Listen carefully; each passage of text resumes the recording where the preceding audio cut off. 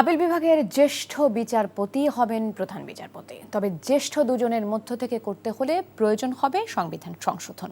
জাতীয় ঐকমত্য কমিশনের বৈঠকে এমন ঐকমত্য হয়েছে রাজনৈতিক দলগুলোর মধ্যে। আর প্রধানমন্ত্রীর পরামর্শে নয়, মন্ত্রিসভার অনুমোদন সাপেক্ষে জরুরি অবস্থা জারি করবেন রাষ্ট্রপতি।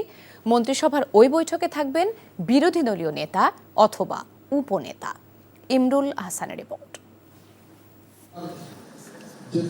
বর্তমান সংবিধানে প্রধান বিচারপতি নিয়োগের এখতিয়ার সম্পূর্ণভাবেই রাষ্ট্রপতির হাতে। তবে জ্যেষ্ঠতা লঙ্ঘন করা যাবে কিনা এমন কোনো বিধান ছিল না।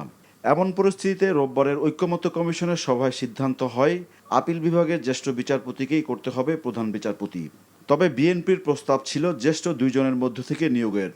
আলোচনা শেষে দলগুলো ঐক্যমত্যে পৌঁছায় এই সিদ্ধান্ত বাস্তবায়ন করতে হলে নির্বাচনী ইশতেহারে উল্লেখ করতে হবে বিষয়টি এবং 2/3 সংখ্যাগরিষ্ঠতার ভিত্তিতে সংবিধান সংশোধনের প্রয়োজন হবে। আর্টিকেল 96 অনুসারে যাদের বিরুদ্ধে সুপ্রিম জুডিশিয়াল কাউন্সিল বিভিন্ন রকমের অভিযোগ আছে এবং সেটা তদন্তাধীন, তারা বাদ যাবে এবং সর্বজ্যেষ্ঠ দুইজনের মধ্যে থেকে হলে একটা অপশন থাকবে যে কোনো কারণে যদি 1 নম্বর ব্যক্তি বা সিনিয়র মোস্টের বিরুদ্ধে কোনো রকমের কোনো অবজারভেশন থাকে, এটা ইন প্র্যাকটিস দেখা যায়, তখন যাতে অ্যাটলিস্ট আরেকটা অপশন থাকে। ঐকমত্য কমিশন একটা প্রস্তাব এভাবে দিয়েছেন যে সিনিয়র মোস্টকে বিচারপতি, প্রধান বিচারপতি হিসাবে রাষ্ট্রপতি নিয়োগ দেবেন।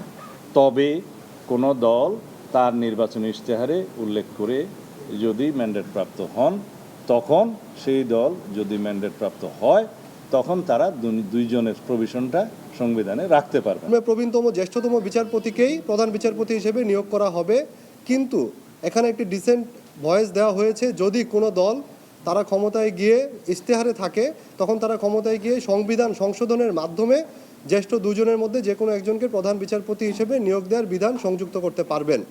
আর জরুরি অবস্থা জারির বিষয়ে ঐকমত্য কমিশনের সর্বশেষ বৈঠকে ঐকমত্যে পৌঁছায় দলগুলো। তবে কোন প্রক্রিয়া জারি হবে সে অমীমাংসিত বিষয় ফয়সালা হয় এদিন। সিদ্ধান্ত হয় শুধু প্রধানমন্ত্রীর পরামর্শে জারি করা হবে না জরুরি অবস্থা।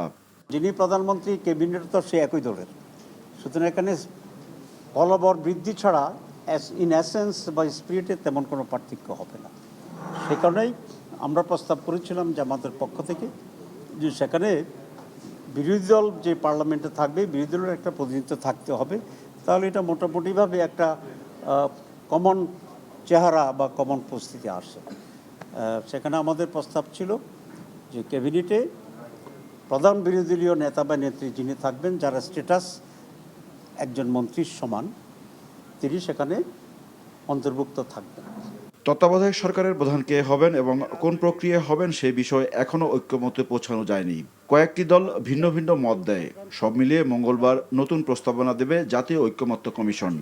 আমাদের দৃঢ় বিশ্বাস যে আমাদের যে অগ্রগতি সাধিত হচ্ছে সেই অগ্রগতি অব্যাহত রেখে আমরা জুলাই মাসের শেষ নাগাদ একটি জাতীয় সনদে উপনীত হতে পারব।